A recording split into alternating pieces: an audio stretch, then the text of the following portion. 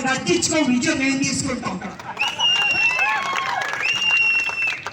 నేను ఇంకో మాట్లాడుతున్నాను కేసీఆర్ గారిని, తమరు హైదరాబాద్ లో కూర్చుంటారు, ఇంకెక్కడో కూర్చుని ఈటల గురించి మాట్లాడతారు, మీ ఫ్యామిలీ మెంబర్లు ఈటల గురించి మాట్లాడతారు.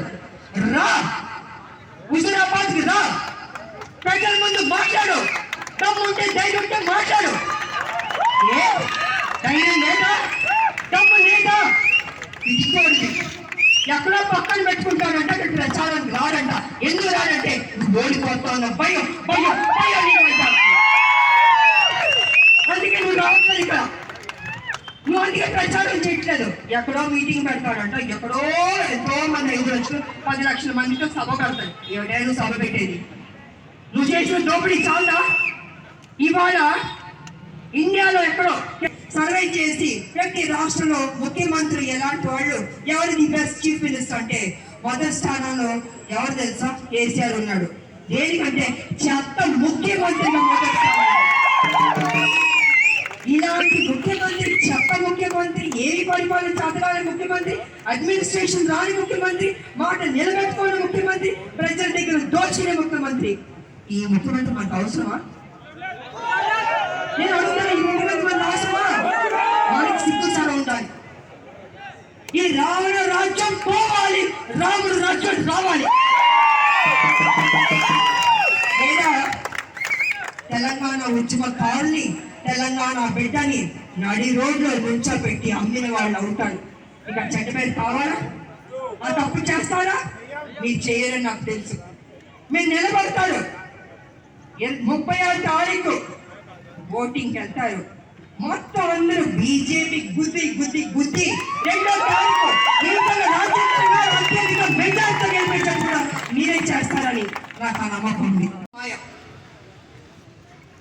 హుజూరాబాద్ లో 40,000 మంది దళిత బిడ్డలు ఉన్నారు.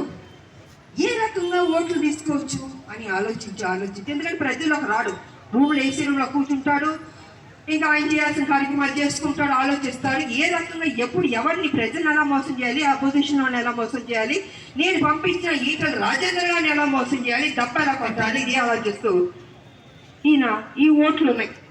అయితే ఈ యొక్క హుజూరాబాద్ ఎన్నికలు మొదలవుతుంది అని అనౌన్స్మెంట్ అయిందో ఆ రోజునే ఈయన అనౌన్స్ చేశాడు, దళిత బంధు ఒక్కొక్క కుటుంబానికి 10 లక్షలు ఇస్తానని చెప్పాడు.